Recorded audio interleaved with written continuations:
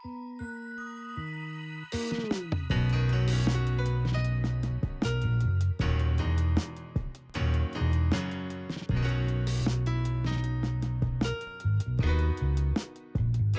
morning, everybody. I'm Elisa Kerr. I'm the Nifty Partnership Liaison. You may have seen me taking pictures. Please don't get nervous. It's all intentional. And at the Nifty booth, if you need anything, please let me know. As you heard yesterday, Professor Doug Carnine has been a foundational figure in the direct instruction community. Beyond his contributions to education, Doug is also the founder and president of a Kinder Foundation, where he has dedicated himself to advancing the power of mindful kindness. Under his leadership, the foundation partners with vulnerable communities and diverse workplaces across the United States, helping individuals and organizations experience the transformative impact of kindness in action. Doug has become a valued part of our Keynote tradition, and we're grateful to have him again with us this year. Please join me in welcoming Doug as he introduces our keynote speaker.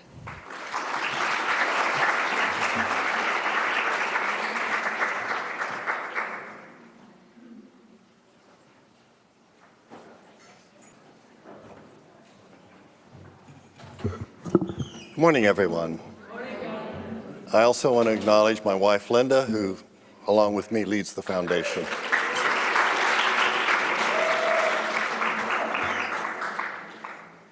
The speaker today is quite a remarkable person. He spent over 2 decades in prison, 6 years in solitary confinement. I found out about him through my younger daughter, who came to me and said, "Would you be interested in writing to Ernesto Rodriguez?"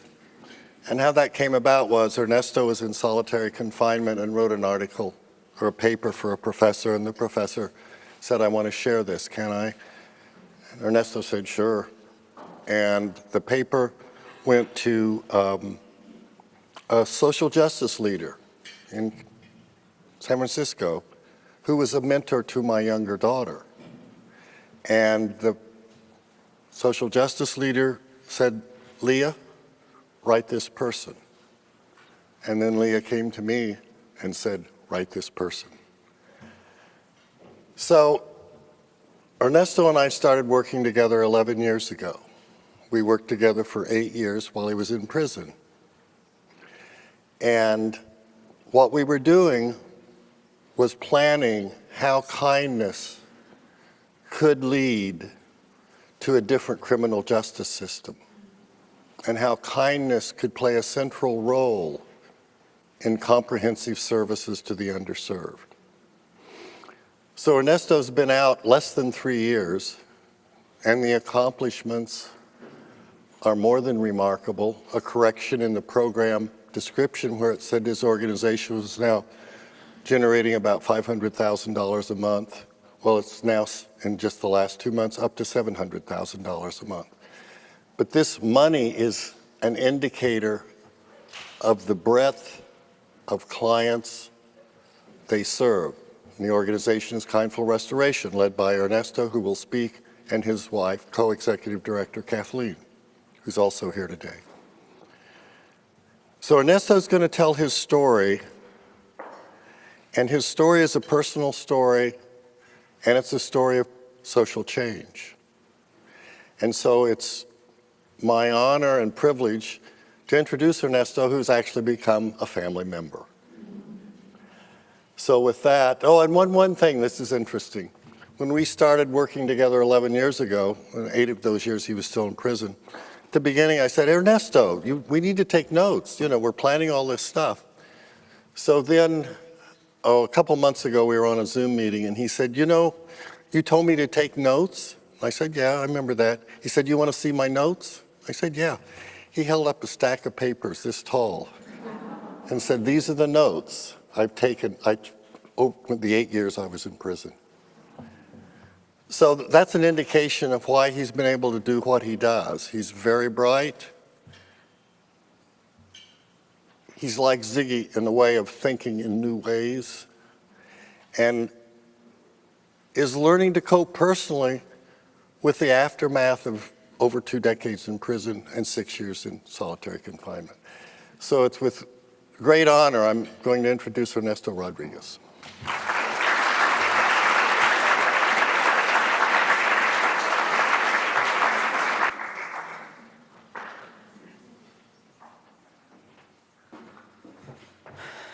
Good morning, everyone.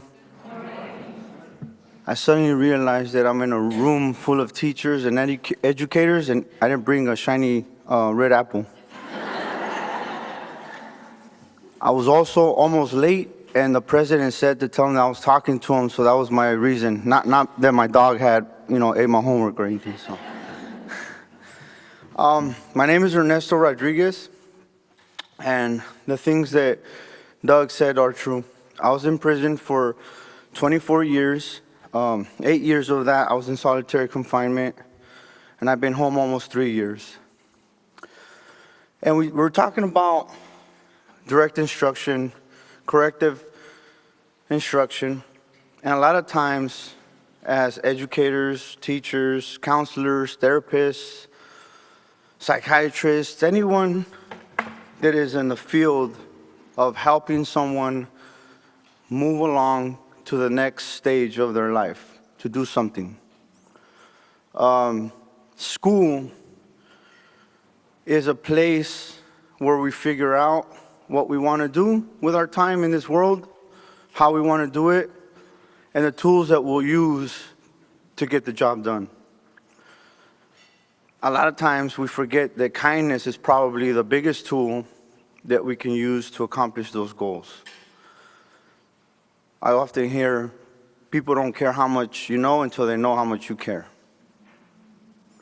People remember how you make them feel.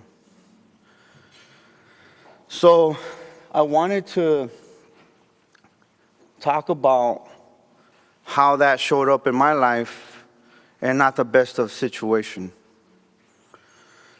If you look at me today, you see the comb over, the glasses. I think it's a nice shirt. But you probably wouldn't imagine someone full of tattoos, gunshot wounds, stab wounds, and then the ones that hurt the most, the wounds in the heart that I experienced growing up. Bald-headed, the big old mustache, probably a knife in his waist most of the time.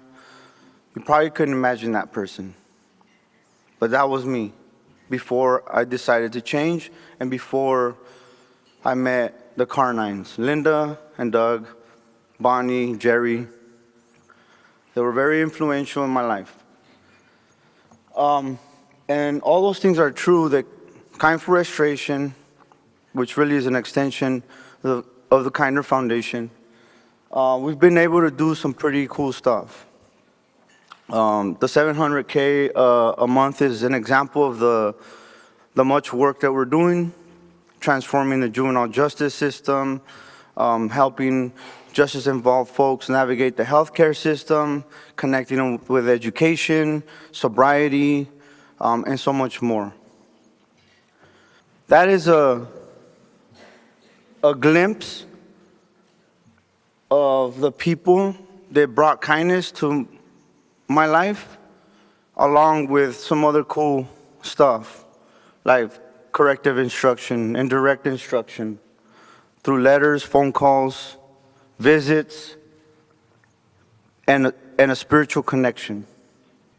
This is a little bit of our workflow, of our micro steps as an organization of how we work with people when we get a referral, one person at a time. When it comes from the incarceration setting to the reentry setting to the healthcare setting. And those are the pillars. We do mindful kindness inside the institution. On pillar 1, domestic violence, insight development. Then at some point they buy in and they're like, hey, we want to facilitate too. And so we show them how. And then pillar 3 is workforce development. We pair them up with certifications to be able to do meaningful work with a livable wage in the community. That's from our governing board to the executives to the many roles that we have within Kindful Restoration to get the job done. Of course, these are our beautiful board members: Doug Carnine, Linda Carnine, Paul Solomon, Jerry Silver, and it's not updated because Bonnie Grosson is on there as well.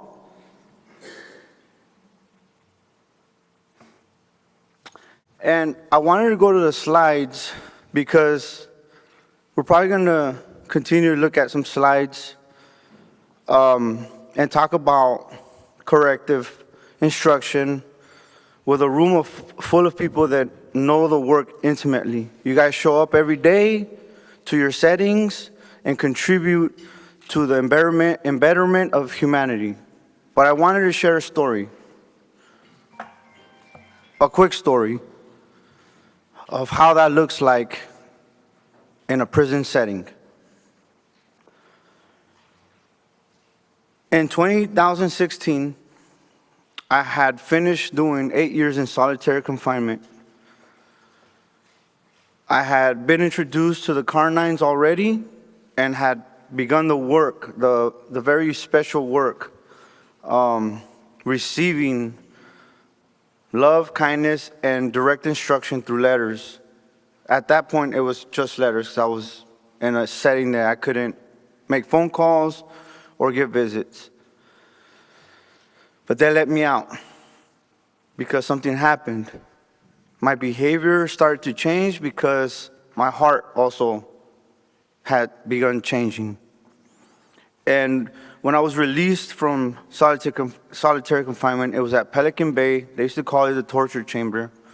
People spent 10, 20, 30, 40 years in that setting or died. Once you got in there, you didn't get out. It was really hard to get out. But they let me out. And I went to High Desert maximum security facility, and I brought direct instruction, corrective instruction with me, and so much more.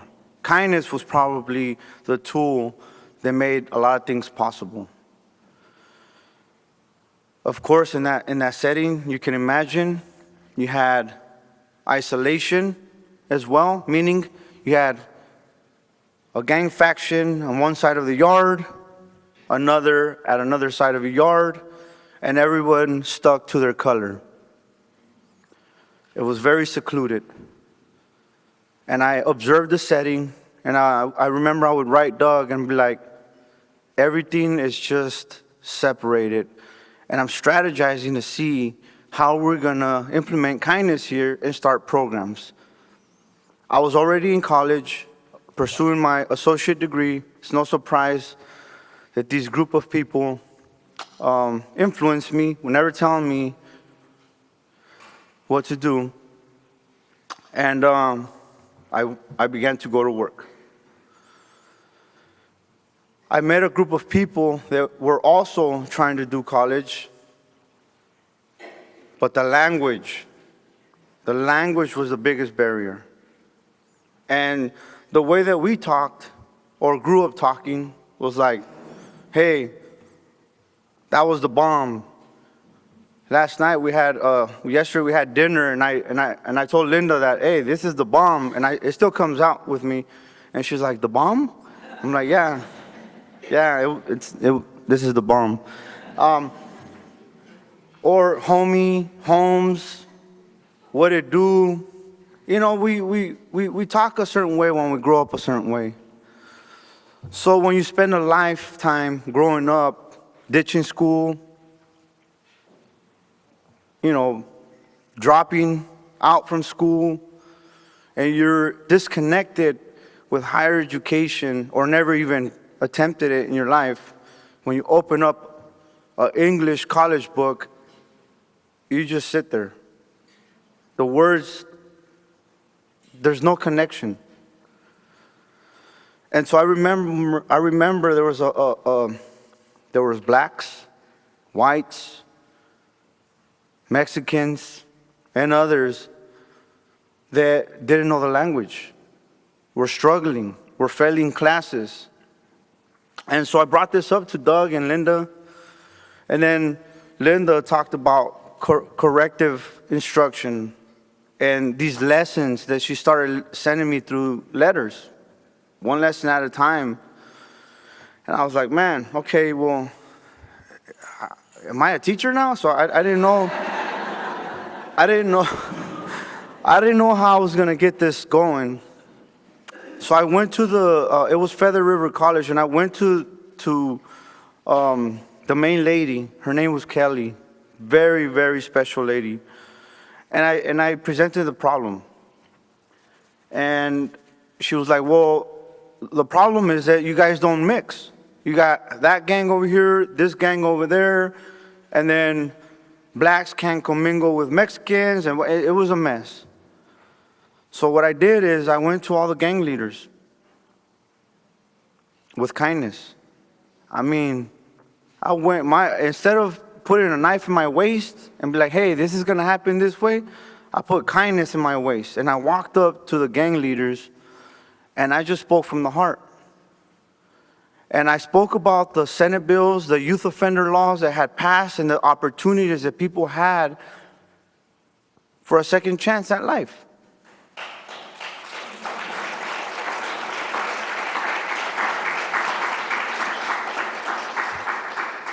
And I talked about how books opened up my horizon. There was a world beyond the neighborhood. There was methodologies, theories, a bunch of stuff that I was learning, and I just spoke about something more than that prison yard, where hopes and dreams and aspirations could come true if you just put your best foot forward and left your knife somewhere else. And they listened. And I think that one of the reasons that they listened was because I wasn't just a guy that came into a prison setting and said, hey, I'm changed. I did some very horrible things for 11 years up until my change. So I had earned a reputation like, this guy is, this guy is crazy. And he's talking about kindness, and he's talking about school, and he's talking about education. And they listened. Next you know, in the day rooms, I had blacks, I had whites, I had others, I had Mexicans, I had dudes that were tattooed up and all buffed up. And I'm sitting there going through the lessons that Linda was sending me through the mail. And so when Kelly noticed what was happening, we started a tutoring program for Feather River College, paid tutoring program, and I started to recruit people that were progressing academically. They went from saying, hey, homie, to like, good morning, Ernesto. What did it do? Like, hey, how are you doing today? Simple things. And the grades started to go up. The grades started to go up. They started to pass their classes. They would get their transcripts for that semester or that class, and they would go like, Ernesto, look at my grades. I probably should have practiced. I'd be like, that's right, homie. And I saw a change. And I went from being because of that work, I went from being in a maximum security facility. A counselor was like, hey, Rodriguez, we want to transfer you. You're too much work. I was like, too much work? What do you mean? I always got to scan in your certificates and all these things that you're accomplishing, and then all these other guys that want their certificates scanned too, and like, it's too much work. We want to send you to a level 3. I was at a level 4 maximum security. The level 3 was not supposed to be possible because I had a gazillion points. It goes by point systems there. But they started a program, behavioral override program. It was new, and I was the first one to receive that blessing.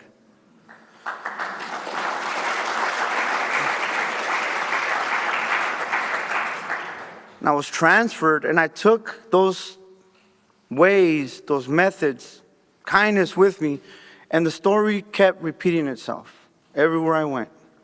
I went to the lower institution. I got into this program to become a substance use counselor as an incarcerated person. I got my first AA degree at that place. Then I got another one. Then at the other institution. I mean, it just kept piling up. But the most impactful thing of why I believe that all of these things were happening is because kindness made a way, direct instruction and corrective instruction gave steps to help other people that didn't have too much knowledge with school or a better way. Those were the steps to get it done. And obviously, Doug, I remember a year he was like, hey, I can't be your secretary anymore, because I was always sending him proposals, and we had to do this with the prison and that. And then I came home. And I came home with a stack of notes, because I was always listening to Doug. I was always dissecting his letters. I was always listening to Linda and dissecting her words, Leah, and I don't know. Anything's possible when you pay attention, when you listen, but when you put it into practice. And so I wanted to talk about that, because in the work that you guys do, a lot of times you don't get to see the results. You don't get to see when they go on, to be a doctor or a teacher or a counselor. But I feel like the fabric of higher education, the connection of ways to deliver that information, it matters. And when you pair that up with kindness, you'll even touch the worst of the worst. Anything is possible when you bring kindness. I had life in prison, never gonna get out, hopeless, didn't know, I didn't even believe in getting a GED because it was attached to the government. I was so angry. And when I walked out of prison, I had 2 associates, a bachelor, certificate. I had a bunch of stuff that I walked out with, and I was ready for this world. And I feel like it's important to know that the work that we do is impactful. Today we work with over 40,000 folks. We're in the juvenile halls. We receive people that come home from incarceration. We do workforce development. We pair them up with education, transitional housing. Sometimes they end up homeless, so we address that. But the main thing that we do is we show them that they matter. School matters. A better way matters. And you guys matter. So thank you for the work that you guys do. I'm not the best with timing. I spent a long time trying to forget time. And so, I'm good? Okay. 6 minutes? Okay. But I usually hit it I'm pretty close. I do presentations a lot. I don't know why people like hearing my story, but I guess it makes a difference. I just want to say also thank you to everyone here. I know it took hard work to get to where you're at. I know when I went through my education process, still going, I'm enrolling for my master's, but yeah, those classes are hard. Getting the grades are hard. And sometimes teachers don't always have the best approach. And I think that's why we're here, so that we could share best practices to get the job done. Of course, we want a community of kind people, and education is probably the setting where that happens. So thank you for your guys' work, and thank you for being here today. Yeah.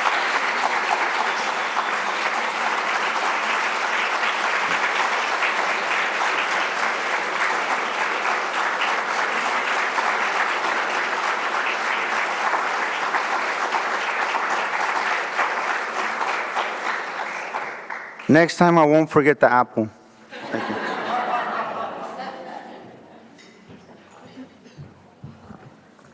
Thank you, Ernesto. It was an honor to have you. All right, everybody, you're midweek at the most comprehensive DI training that exists. And so I know that a lot of you are doing formats. I've seen coaches learning how to assess data. Our TOTs are deep into observations. And I have the privilege of hearing stories from a lot of you and taking pictures of you doing this. And it reminded me last night about this quote from Kobe Bryant. People asked him, how do you have this insane amount of confidence? And his response was, because I know that I've done everything I can to prepare for his games. And so I want to ground you in that today as you're in these very comprehensive trainings that you are preparing to be confident and deliver the best that you can. So when you're nervous and you're thinking, I'm a new leader or I'm a new program, just remember that you worked really hard this week and everything was intentional about that. So the session will start at 9:15, so we'll have another. NIFTY provides implementation guidance to school and district leaders, as well as training and coaching to teachers implementing direct instruction programs to ensure that all students are successful. For more information on what NIFTY can do for your school or district, visit our website, www.nifty.org.